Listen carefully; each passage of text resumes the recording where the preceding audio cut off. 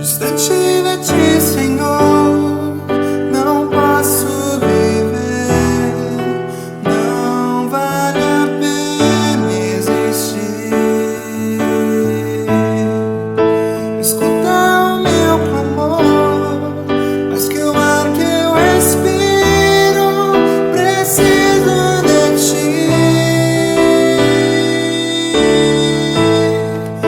Distante de ti, Senhor, não posso viver. Não vale a pena existir. Escuta o meu clamor, mas que o ar que eu respiro preciso de ti.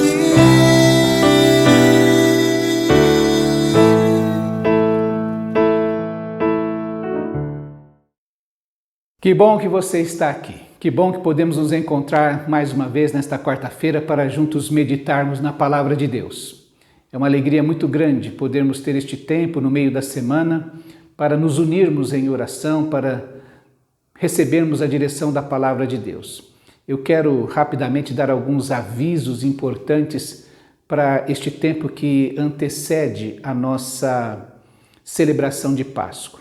O primeiro deles é que na próxima sexta-feira, dia 2 de abril, às 20 horas, aqui no nosso templo, Homens do Reino, o HDR vai se reunir e vai pensar sobre homem inteligente, alinhe seus pensamentos. Continuando nessa mesma temática, os homens que vieram no último encontro poderão imaginar aí que nós vamos dar andamento, continuidade em alguns temas do nosso último encontro. Então, se você é homem, você está convocado a participar sexta-feira, dia 2 de abril, sexta-feira, dia 1º de abril, não é mentira, sexta-feira, dia 1º de abril, às 20 horas. Homem inteligente, alinhe seus pensamentos. Minha irmã, minha querida irmã, você tem marido, filho, genro, primo, neto, irmão, pai, incentive-o. Mande-o para cá para participarmos deste momento. Lembrar também que no próximo domingo, às 18 horas, nós celebraremos a Ceia do Senhor. Um privilégio tão especial podermos nos reunir em torno da mesa de nosso Salvador para lembrar tudo que Ele fez por nós, tudo que Ele conquistou para nós, tudo que Ele fez nos tornando o seu corpo, a sua igreja, o seu povo reunido neste lugar. Não perca esta oportunidade desta celebração.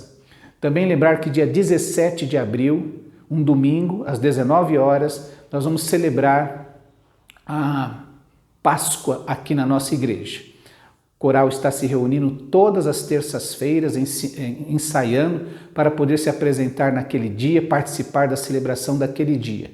Quero convidar você a orar por isso e os coralistas, naturalmente, a participarem de todos os encontros que teremos. Também lembrar que em maio, mês da família, nós teremos o nosso projeto Casas de Paz, quando vamos nos reunir durante a semana, fazendo alguns pilotos de pequenos grupos. Ore, abra o seu lar para participar destes encontros, será só durante o mês de maio, então você que está preocupada, eu não sei se eu consigo abrir todas as semanas de todo o ano, faça um propósito no seu coração de participar disso, de abrir o seu lar para receber um grupo da igreja e seus vizinhos e amigos e parentes que ainda não conhecem o Evangelho de Cristo Jesus. Ore por isso também. Estamos treinando, estamos nos capacitando, estamos nos encontrando para aprendermos mais como líderes de pequenos grupos, para podermos servir melhor nesta nova fase. Ore por tudo isso. Há tantos motivos de oração. Sei também que há um motivo em seu coração. Talvez problemas com seu serviço. Nós oramos diariamente, sempre pedindo pela economia do nosso país, pelo comércio, para que isso gire, gerando novos empregos, prosperidade para todos os que trabalham, para os que são donos, são empreendedores, têm o seu negócio, para que Deus traga a sua bênção sobre todos. Talvez você tenha problemas de ordem de relacionamentos, precisa perdoar alguém. Ah, como nós precisamos disso. Ah, como nós guardamos tantas mágoas em nosso coração e precisamos que o Senhor nos limpe, nos purifique do nosso pecado de guardar rancor, de odiar pessoas, de desconfiar delas. Nós precisamos perdoar. Nós precisamos liberar perdão também. Precisamos resolver esses relacionamentos. Às vezes é entre marido e esposa, com os filhos, com algum irmão da própria comunidade. Que Deus nos conceda perdão, que Deus nos liberte destes problemas. É a minha oração. Eu sei que há pessoas pensando e tendo este tipo de problema. Talvez você tenha problemas de ordem estratégicas de sua vida, dos seus planos e projetos que precisam do aval de Deus, da bênção de Deus sobre eles. É hora de orar por isso. É hora de falar assim: Senhor, eu não darei um passo sem que o Senhor tenha me dado plena certeza de que é a tua vontade para a minha vida. Talvez você esteja em dúvidas por várias questões. Eu quero convidar você a tomar uma decisão diante de Deus. Você que tem nos visitado, você que frequenta a nossa igreja, o pastor está à disposição para ajudar em oração, buscando soluções quanto possíveis, para que você possa tomar uma decisão que seja agradável a Deus. Tudo isso nós vamos colocar diante de Deus. Queria que você fechasse os seus olhos. Vamos orar. Deus querido, Tu sabes das ansiedades que temos em nosso coração, das lutas, das dúvidas, dos medos, dos projetos, dos sonhos, dos pecados que estão em nós. E nós te pedimos nesta hora, Deus, vem com Teu Santo Espírito ministrar paz, perdão, força, fé, esperança, alegria, ó Deus, nos corações daqueles que Te buscam. Ó Deus querido, que todos nós que nos unimos neste instante, sejamos abençoados por Ti, sejamos marcados mais uma vez por uma presença toda especial, extraordinária, ó Deus. Assim como aquelas pessoas que lá no passado viram Jesus, ouviram Jesus, quiseram tocar em Jesus, que nós também, ó Deus, tenhamos este anseio em nosso coração e, como eles, sejamos nós também abençoados. É a nossa oração no nome precioso e poderoso do Senhor Jesus Cristo, nosso amado Senhor e Salvador. Amém. Meu querido irmão, minha querida irmã, prepara o seu coração. Nós vamos, é uma meditação simples, às quartas-feiras fazemos isso. E eu queria convidar você a preparar o seu coração então.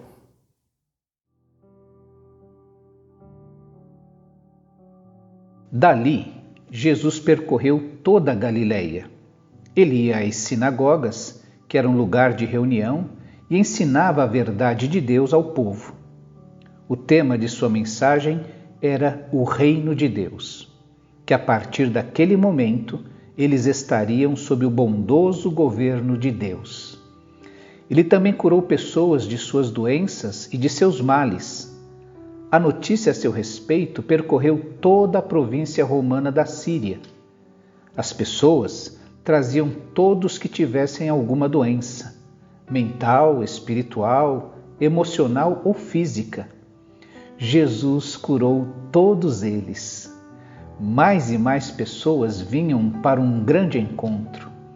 Além daqueles da Galileia, multidões vieram das 10 cidades ao redor do mar da Galileia, outros de Jerusalém e da Judéia, e outros ainda de além do Jordão.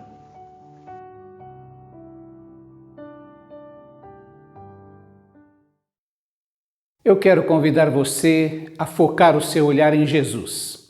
Temos 3 semanas até a celebração da Páscoa e seria importante que nós entendêssemos por que Jesus é tão importante, porque é tão importante que celebremos o que Ele fez.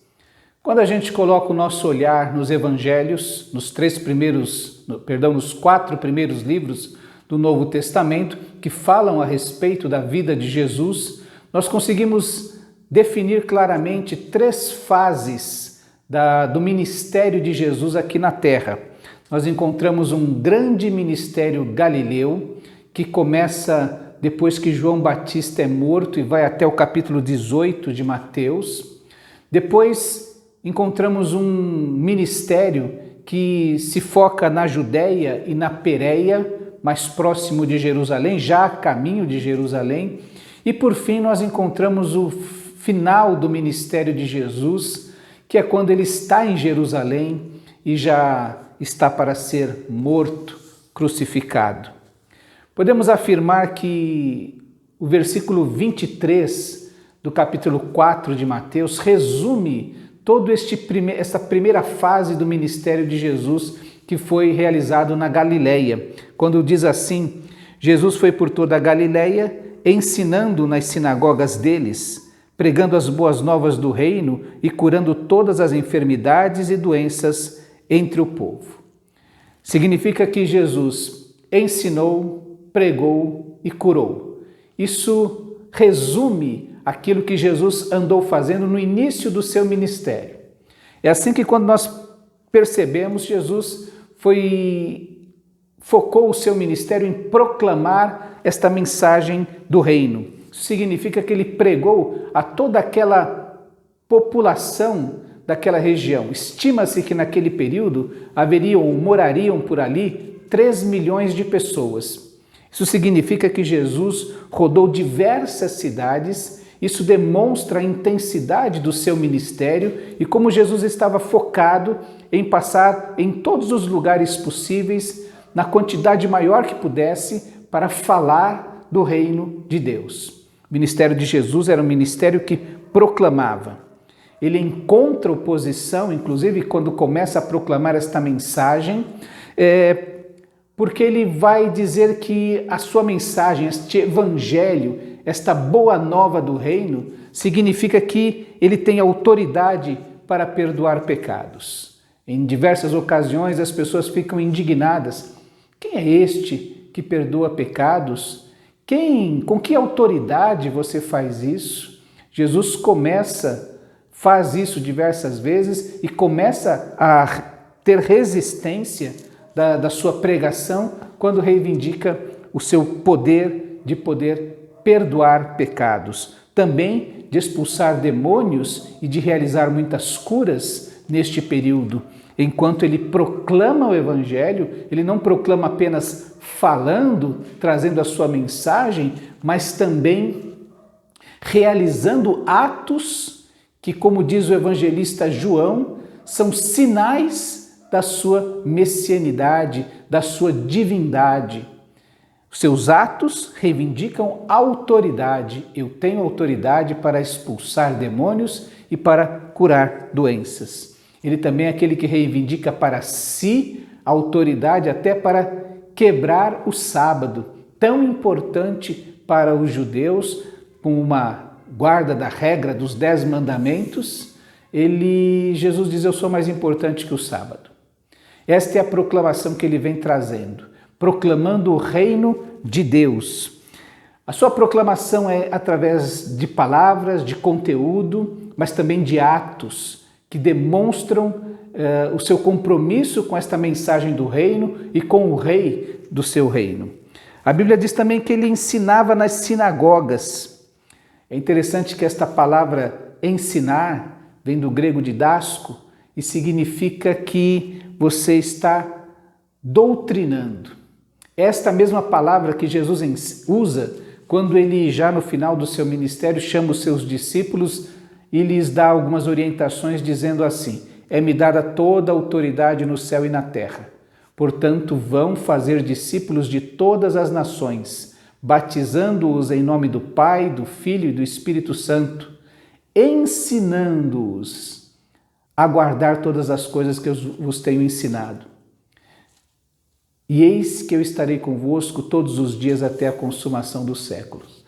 É o mesmo verbo, é a mesma palavra que Jesus usa aqui. Jesus saía ensinando e depois ele diz aos seus discípulos, aos seus apóstolos, que eles devem ir fazer discípulos, batizá-los e ensiná-los, da mesma maneira como ele fez neste período, nessa descrição deste grande ministério galileu.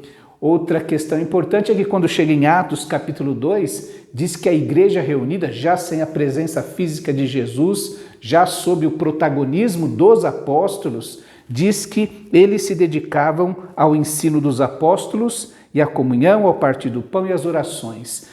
O ensino, eles se dedicavam a este ensino, a este didasco, a esta doutrina, assim como os discípulos aprenderam com Jesus no seu ministério terreno, eles replicam também quando são eles os responsáveis por ensinar, por proclamar ao povo a mensagem do reino. É neste período de ensino que Jesus separa os seus 12 apóstolos, separa, capacita, levando-os consigo aonde estivesse, enquanto pregava e ensinava e curava, e comissiona os 12. É este período deste grande ministério galileu que Jesus prega o sermão talvez mais conhecido dele, o Sermão do Monte, que contém, por exemplo, a oração do Pai Nosso, tão conhecida, tão declamada, tão repetida em várias ocasiões na nossa vida, e também ensina as suas parábolas, talvez mais famosas, como a parábola do bom samaritano, do semeador. Ele fala do sinal de Jonas nesta época, onde começam a surgir os seus atritos com os religiosos, quando ele diz que assim como Jonas ficou 3 dias no ventre do peixe, ele também ficará 3 dias no ventre da terra, mas vai ressuscitar. É ele que fala das parábolas do reino, falando sobre e mostrando o reino, comparando a algo muito valioso, a um tesouro muito valioso, a uma semente que nasce, que é tão pequena, mas que se multiplica, cresce e gera uma árvore frondosa onde muitos pássaros podem se aninhar. É assim que Jesus proclama o Evangelho do Reino, é assim que Jesus ensina enquanto está a caminho e percorrendo todas aquelas cidades. E por fim, se resume o seu ministério dizendo que ele cura também. O verso 24 diz que notícias sobre ele se espalharam por toda a Síria e o povo lhe trouxe todos os que sofriam de vários males e tormentos, endemoniados, loucos ou lunáticos e paralíticos, e ele os curou a todos. Interessante que a palavra terapeu significa, que é lá do grego, significa que você vai realizar um serviço em favor de alguém que está em miséria, que tem mazelas, que tem debilidades. Da onde vem a palavra terapia, você serve o outro nas suas necessidades, nas suas carências, nas suas mazelas, nas suas debilidades. Isso significa que Jesus, proclamando o reino, com o seu ensino, aplicou o evangelho às necessidades das pessoas.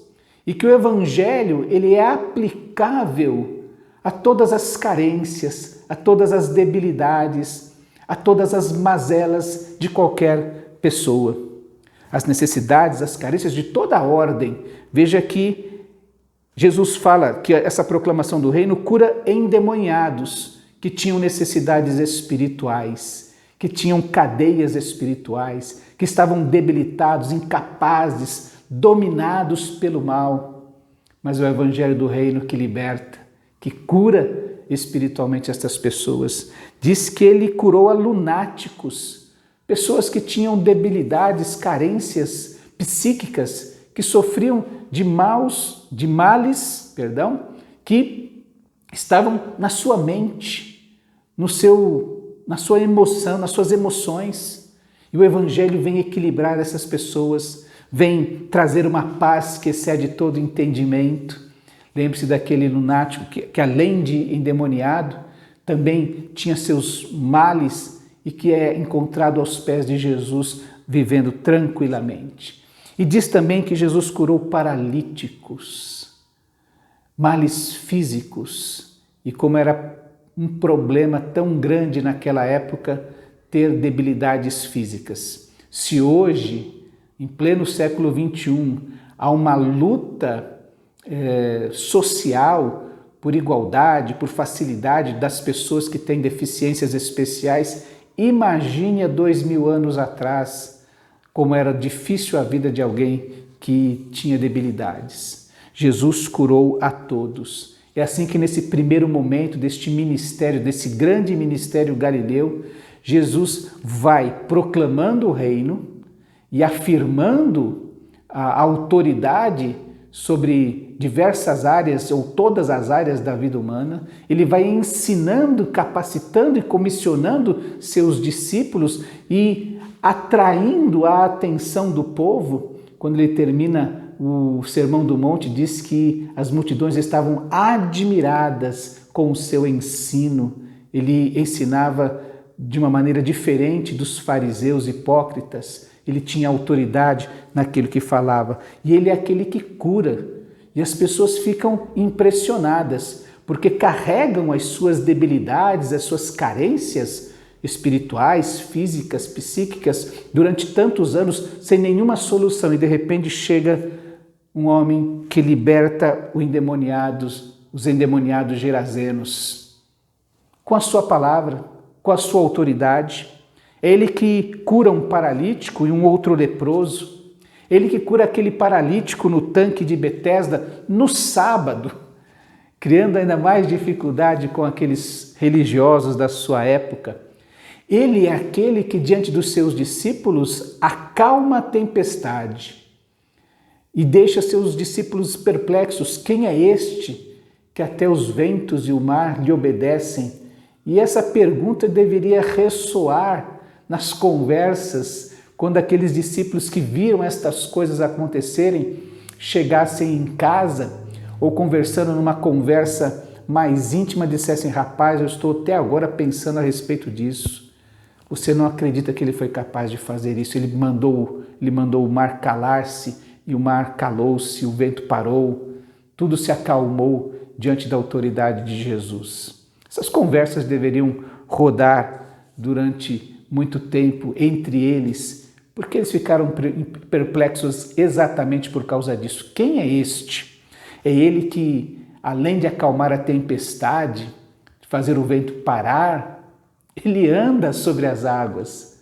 Os discípulos viram estas coisas, estas notícias se espalhavam.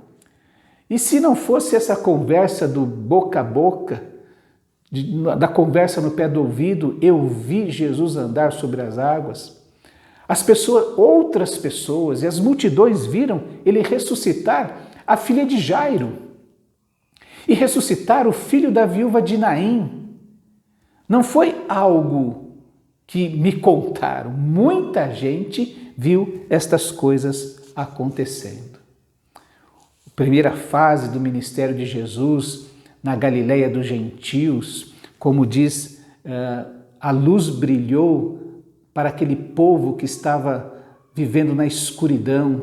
Ela chegou na Galileia dos gentios, onde havia tanta gente vinda de tantos lugares, passando por ali, de todos os lugares. Eles ouviram a mensagem do Evangelho, eles sentiram a luz brilhar sobre eles com a presença, e este ministério de Jesus durou 1 ano e meio mais ou menos, essa primeira fase, como nós dissemos, Jesus pregando, curando, proclamando o reino, falando desta autoridade. É assim que este ministério de Jesus, esta primeira fase, confronta os religiosos hipócritas.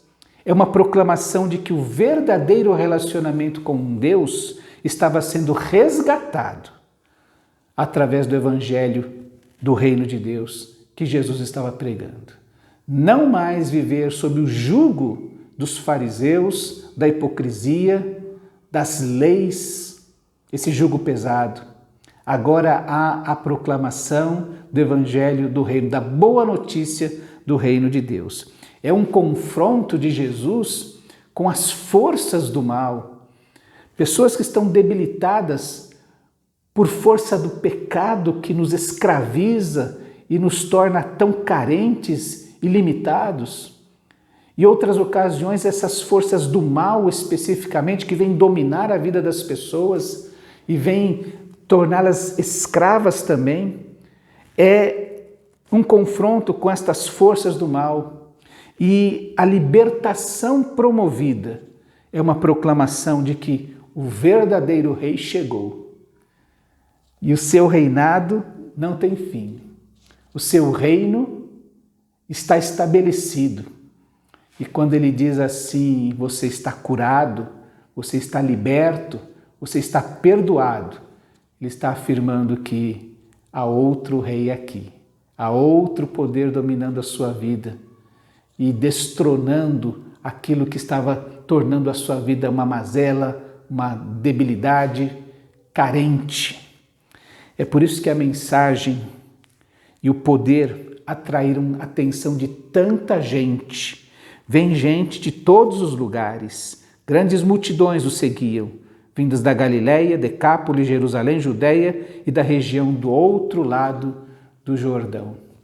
Porque é uma mensagem de graça que perdoa pecados, que liberta do poder do inimigo, que ensina um novo caminho de relacionamento com Deus. Há uma mensagem que vai ao encontro das pessoas necessitadas, daqueles que precisam de perdão, daqueles que necessitam do poder de um milagre em suas vidas. Jesus está confrontando tudo isso, e esta mensagem atrai a ira dos religiosos falsos, dos religiosos hipócritas que têm ciúmes de Jesus. Eles não se alegram com as pessoas libertas dos seus demônios, eles não se alegram com as pessoas curadas, eles não se alegram com as pessoas que finalmente têm o alívio do perdão em suas vidas, o alívio que o perdão promove em suas vidas. Eles estão preocupados em confrontar Jesus, em não perder o seu posto, o seu orgulho, os seus benefícios por estarem nesta posição de religiosos. O ministério galileu de Jesus é um ministério que proclama o reino de Deus, que ensina a justiça do reino e que cura as pessoas, trazendo libertação. Nós vamos proclamar isso. Nós também devemos fazer isso para as pessoas, proclamar este evangelho do reino, ensiná-las a justiça do reino e ajudá-las a ir ao encontro de suas necessidades, para que elas sejam tratadas, para que elas sejam cuidadas, para que elas recebam cura espiritual, emocional e física, se Deus assim o quiser e permitir. Eu quero que você comece a pensar e faça um exercício na sua casa. O que você sabe do Evangelho? O que o Evangelho trouxe sobre a sua vida? O que ele mudou em você? Que você tem para, neste momento, voltar à presença de Deus, como um daqueles 10 leprosos que foram curados, um deles voltou a Jesus para agradecer com um coração grato. Eu quero convidar você a pensar assim: está se aproximando a Páscoa.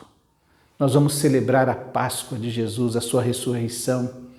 E eu tenho tantas coisas para colocar aos pés de Jesus. Você já imaginou que belo seria se você pudesse fazer uma cartinha de gratidão a Jesus? Fazer uma página e começar a escrever: querido Jesus, eu vim aqui hoje porque essa semana eu parei para pensar e eu me lembrei de como era triste antes de você. De como eu tinha medo do inferno antes de você. De como eu tinha tantos problemas para resolver de ordem emocional, de carências, antes de você. E eu quero agradecer porque eu agora durmo em paz. Eu não procuro a morte, mas eu não tenho medo dela. Eu quero te agradecer porque, apesar de pecador ainda, eu sei que os meus pecados foram cravados naquela cruz do Calvário, jogados sobre o Senhor. E o Senhor me deu a sua justiça. Eu quero te agradecer porque, apesar de ainda sofrer com ansiedades, medos e às vezes até um pouco de depressão, eu posso experimentar uma paz que excede todo entendimento, ter esperança em meu coração, receber a alegria do Espírito Santo, ver a minha fé fortalecida nos momentos de dificuldades e finalmente ter esta esperança de aguardar a sua volta. Quero convidar você a pensar porque nós nos aproximamos da Páscoa e queremos celebrar juntos tudo isso. Que Deus te abençoe, que Deus te cure, que Deus te liberte, que o Evangelho faça sentido na sua vida.